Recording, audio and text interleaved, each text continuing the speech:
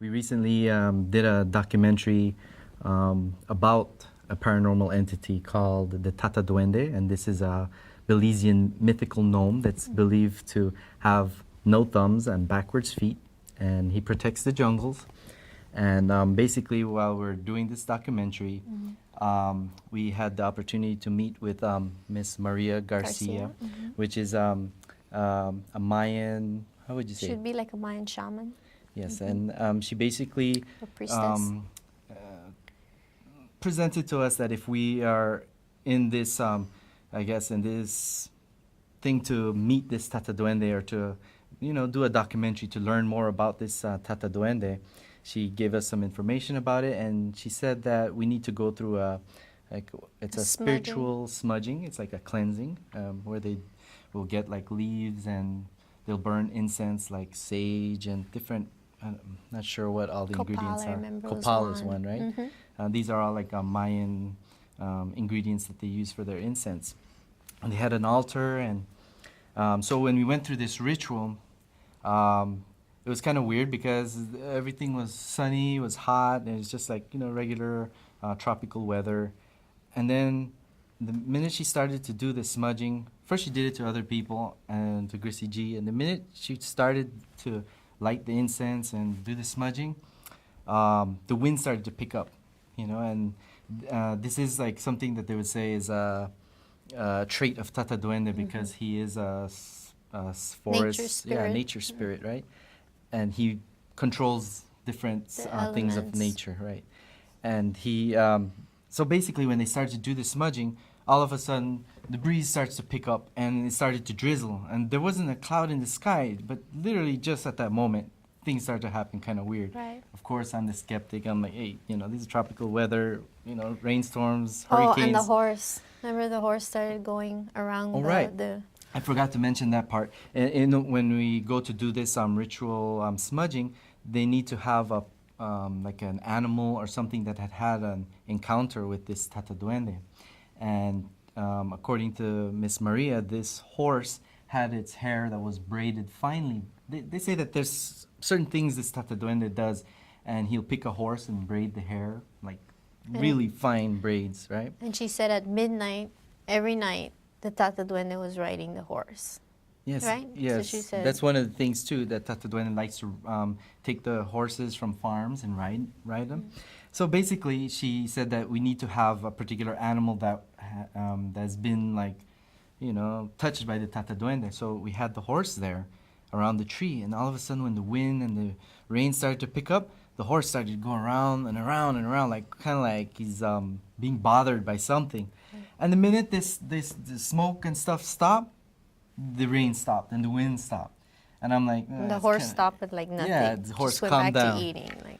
Then they did again. They did it to the other person, and it seems like almost like with a switch, like if someone just turned on the switch. The minute they started doing the ritual, rain and breeze started blowing again, and even to me, and I was like, that is very strange. So I asked the Mayan lady, I'm like, hey, is this something that is normal? Is this, because, and I'm like I'm always trying to clown and be a skeptic and like, hey, is this a joke? And she basically said, no, it's a good thing because he is a nature spirit. He shows certain things to you, and she said that other things that this duende will signs do, of approval were rain, definitely. And she said you'd start seeing animals, and she said if you saw flocks of birds or things like that, that means they were very happy. Yes. And she did say that the Tata Duende entity or the gnome is attracted to animals with white fur or white animals. And it's just so weird because after this whole smudging and we're walking to the car, literally as we're leaving I guess you'd say like the little ground, the campground, or as we're leaving, turning out, I saw a small baby ocelot. These are like little, I want to say like little cats. They are like, and I've never seen a baby one. But and she said that you're going to start seeing strange animals that you never see. And so I've seen it on TV, but not in real life. But a baby one, just the baby one, and it just jumped off the side of the road. And, it's like, yeah, we're in the jungle. You're going to see animals. yeah. So I'm always trying to convince myself of that. And then, I couldn't explain off the rain stuff, but down the Yeah. line. And then when we started to go to another location to go film for the documentary, in the night, all of a sudden, this big white snake just comes right in front of the car, and it stands up like that, like just right in front of the car, and then goes down and Almost. crosses the path. But so long that it's almost the length of the road, Right. and it crosses our path. But it's hissing at us. And this and Weird. that's another thing the lady said, that Miss Maria said, that you're gonna see snakes too, more snakes than normal. And literally after that, we saw another little snake, and then the next morning, all this stuff is going through my head, like, yeah, all coincidence after coincidence after coincidence after coincidence. And then we went to go eat breakfast at this little place. All of a sudden, this little white dog comes out of nowhere, kind of muddy, but still white, comes out of nowhere and just Right. comes right by my foot and starts to become really friendly with me, and That's just right. like, I pet him and give him a little bit of food. But it was just kind of like we started to discuss this with our uncle, or Tio Abi. He was very cool, and he helped us out on this whole mission, this documentary mission. But he kept saying that once there's too much coincidence Right, to that we consider it a stop saying coincidence. the word So coincidence. don't say coincidence anymore.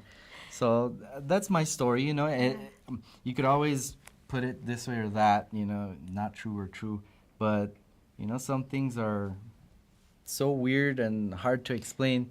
You could categorize it however Right. you wish.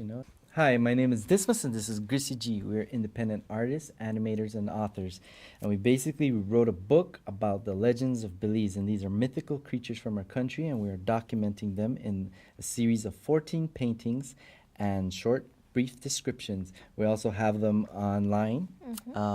We have an ebook, and we have a bigger book that goes into more details about the myth. And we'd like you to please visit our website, GrisDismation.com. That's GrisDismation.com. GrisDismation, that's right. And we're also on Facebook and on Twitter and Google Plus and LinkedIn and YouTube. Instagram and YouTube. So please visit us.